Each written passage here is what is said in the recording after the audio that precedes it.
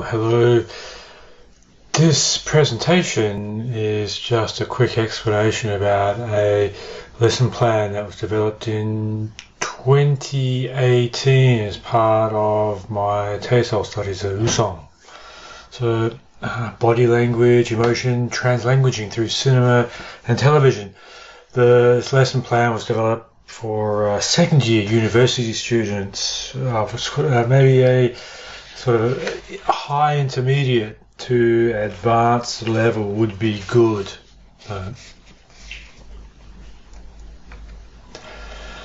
Right, now we're looking at the rationale for this project based on translanguaging, I guess, and body language. So, working from the basis that textbooks and many EFL learning resources provide images of these sort of stereotypical, idealized ways of living and speaking, which is really not what we experience in the real world. These images tend to exclude, the cultural identities of the viewers, and I'm not sure that they truly represent reality. Now, in this world, cinema, television, digital media are, as we know, powerful mediums that, that just transcend boundaries, national boundaries and cultural boundaries. So we can use these in a way to influence how different cultures interact. So the idea of this project was to get students to compare the body language and communication strategies between characters in Korean and Western movies or television, right? And also to look at the power relationships that are embedded within these interactions. Now, this was going to be used as an assessment for the mid-semester exam. I developed it as 5 lessons, but incorporated into 5 lessons, not 5 whole lessons. So the 5th lesson is a final presentation, which is the exam, and the other 4 lessons, maybe 20 minutes of part of a normal lesson. It's a group project with no more than 4 members, and I wanted the groups to submit a paper and give a presentation during the exam week. Now, just slightly off topic, maybe on topic. During the 2019 Korea TESOL International Conference, there was the presenter Bodo Winter from the University of Birmingham, I think, and he gave a very interesting presentation about gesture. He used this example to start with. This is something I never picked up from. This is a scene from Quentin Tarantino's Inglourious Bastards film. Now, he described this. He didn't actually show the video, but I've got it here to show. Ich auch nicht, ich bleib beim Shampoos. 3 Gläser.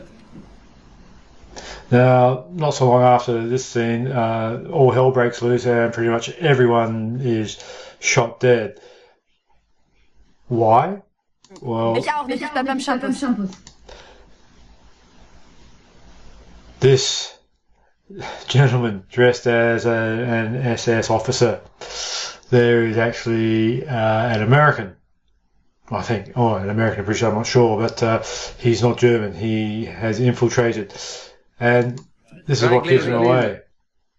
That 3, holding up 3, is not the way that Germans apparently gesture for 3. And the man sitting watching him picked it up and realized that he was not who he said he was. So, the importance of gesture and body language. Right, let's go through some aims and goals I had for this lesson. So, develop an understanding of co-meshing and translanguaging and how they use them and why they use them and perhaps why it's good to use them. So, now, looking at how body language influences emotional responses and how those responses are tied to their language and culture. So, and look at the power relationships in the interactions of native and non-native speakers of languages as well. Ultimately, the goal is to have students improve their communication abilities and confidence through, the realization of the above goals. Yeah. And then we want students to incorporate what they've learned into their everyday practice. Right, so let me just talk about the project briefly. Right, I wanted the groups to make comparisons of movies and television that are produced for different audiences, and these two audiences would be, let me restate that. Korean media produced for Korean audiences and Western media produced for Western audiences. I want them to compare those and looking at as I said, the body language and the emotion and the power relationships that exist there. Now, to set this up, I gave them some definitions of what they should work with, and I've given them here in this table. So there's 4 of them. On the left, a Western native English speaker, a Korean native English speaker, a native Korean speaker, and a Western Korean speaker. And I've given them abbreviations just to help in the next table. So you can go through those definitions, but I think they're almost self-evident. Now, how do I want them to compare them? Let's look at these actor role responsibilities. For a native Korean speaker, they could look at a native Korean speaker or a native Korean speaker as bilingual, and then compare them in a Korean production or a Western production. The same with a Korean native English speaker in a Korean production or a Western production. I'm not asking them to compare all of these roles or possibilities. I'm asking them to choose 1 or 2 of these and look at them. So the students need to choose some television or movies and with pretty similar topics and roles, so they make good comparisons. What do I want them to do for the presentation? Well, I want them to prepare a paper.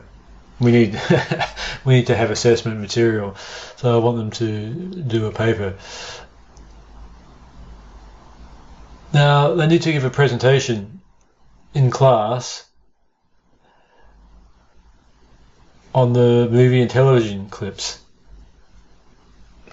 Now, I want the presentation to be in English, but I think it's important that they code mesh and embrace translanguaging. It's part of the project. See how it works. So, and I want them to put some role play in there. Remember, this is a group project with up to 4 members in a group. So some role play scenarios will help explain what they're talking about and what they've looked at and how well they understand it. And the role play showing obvious examples of the body language that they've identified and how they understand that and how they understand the responses to the body language.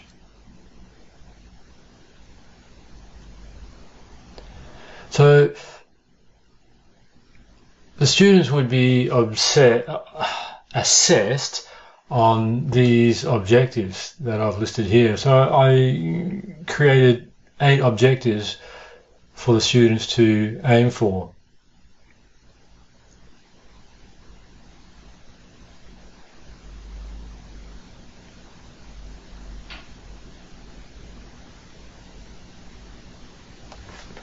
And if you look, I think 7 or 8, I think are some key ones for them to bring some analysis to. So how is the body language used to gain power over others? Is it used by itself or with language?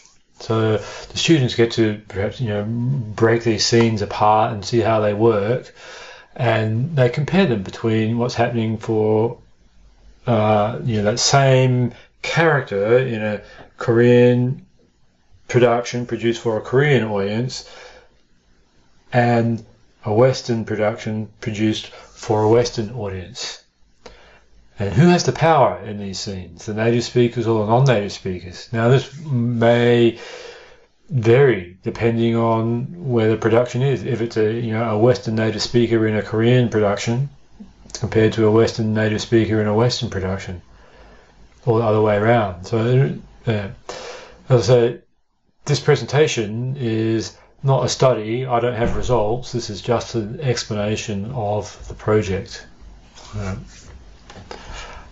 I hope you found this interesting. Thank you for watching.